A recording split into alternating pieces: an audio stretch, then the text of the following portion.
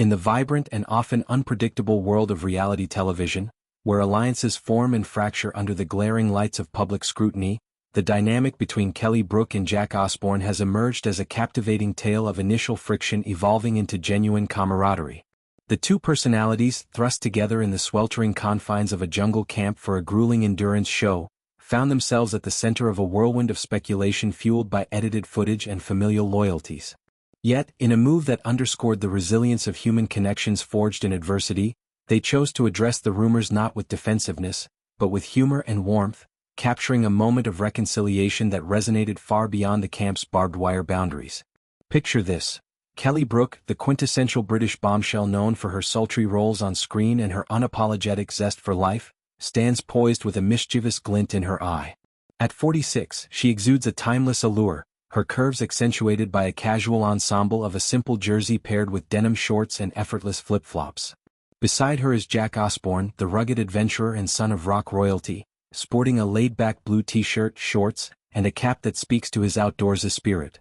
The 39-year-old, with his easy smile and unpretentious demeanor, leans into the camera as Kelly's hands playfully encircle his neck in a mock stranglehold. It's a snapshot frozen in time, a deliberate poke at the bullying row that had dominated headlines and social feeds alike. This image, shared with the world, serves as a testament to their ability to laugh off the drama, transforming potential animosity into a badge of shared survival. Jack, ever the voice of reason in the midst of chaos, accompanied the photo with a caption that cut through the noise like a machete through underbrush: "Kel's kitchen nightmare. Nah JK. Brook is the homie, loved sharing the camp with her. Don't believe everything the TV tells you." His words were a gentle rebuke to the armchair critics, a reminder that television with its selective lens often amplifies whispers into roars. Kelly, not one to be outdone, responded with heartfelt simplicity, "Love you, heart." In that exchange, the subtext was clear.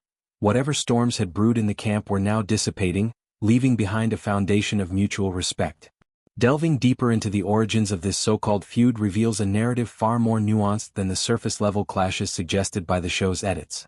Kelly's departure from the jungle after 18 days marked her as the fourth to exit, but it was her reflections in the immediate aftermath that peeled back the layers of misunderstanding. Speaking candidly, she revealed that Jack was, in fact, one of her closest confidants amid the isolation. "Jack, honestly, we get on so well," she confided, her voice carrying the warmth of someone who had found an unexpected anchor in the wilderness. She grouped him with Martin and Vogue as "my people in there," a trio that provided solace in the relentless rhythm of camp life. This admission painted a picture of solidarity, not strife, highlighting how the jungle's pressures could distort perceptions. The cooking conundrum, which ignited the initial sparks, was less about personal animosity and more about the primal scramble for purpose in an environment stripped of everyday routines. In the early days, as contestants jostled to carve out roles, the kitchen became a battleground of sorts, not for dominance but for identity. Jack, with his background as an adrenaline-fueled explorer who thrived in the great outdoors, naturally gravitated toward tasks that demanded hands-on grit. He had camped before, knew the lay of the land, and approached the chores with the confidence of someone at home in the wild. Kelly, on the other hand, drew from her domestic world, where whipping up meals and tidying spaces was a source of comfort and control. "Obviously at home, I do a lot of cooking and I do a lot of cleaning, and that, for me, was going to kind of keep me going and keep me occupied," she explained, her tone laced with vulnerability. When those familiar rituals were disrupted, a sense of disorientation set in, akin to a ship losing its compass in foggy seas. So when that was kind of taken away, it does make you a bit disorientated because you're like, well, if I'm not doing that, then what am I going to do? Kelly recounted. Yet, true to the adaptive spirit that defines human resilience, she soon embraced the shift. What began as a desperate mimicry of home life evolved into a liberating surrender. "And then in the end, I loved sitting back and watching people cook for me, like it became actually my greatest joy to look in that bag and go, oh, okay, good luck with that," she laughed. This evolution, from eager participant to appreciative observer, mirrors the broader journey of the show itself, a microcosm of life's unpredictability, where letting go can unearth unexpected joys. Jack's perspective, shared upon his own exit days later, echoed this harmony with unwavering conviction. In an interview that brimmed with authenticity, he dismantled the bully narrative brick by brick. "Kelly is not a bully at all. Brook is awesome. We had an absolutely fine friendship in camp. There was never anything, at least on my side. We were chill the whole time. We got on great just like everyone, he asserted. His protectiveness toward their bond was palpable, a brother's instinct extended to a camp sister. He acknowledged the show's editorial hand, admitting, "I think it was just the protectiveness. I haven't seen the whole episodes yet, so I don't know what went out there, what was said." In this admission lay a poignant truth about media consumption. Viewers hungry for drama often fill in the blanks with their own biases, turning fleeting moments into feuds. The external ripple effects of this perceived tension were swift and sharp, particularly from Jack's family. His older sister, Kelly Osbourne, a force in her own right with a following of 4 million, did not mince words.